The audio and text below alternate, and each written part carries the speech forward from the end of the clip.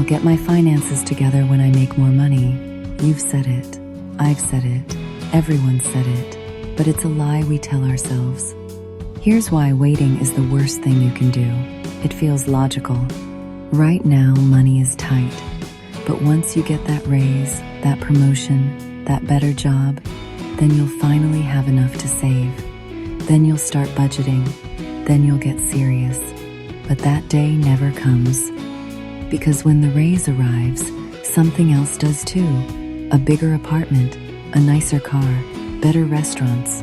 Suddenly you're earning more but saving the same. Nothing. Here's the truth. Nobody tells you. People earning six figures are broke too. Some of the most stressed people about money make more than you ever dreamed of. The income isn't the problem, the system is.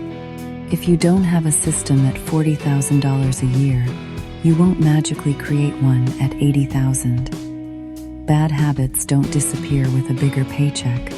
They scale. You just become broke at a higher level. The good news? It works the other way too.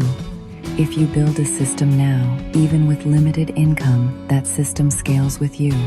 The Finance Reset Toolkit works at any income level. Whether you're making $30,000 or $130,000, the principles are the same.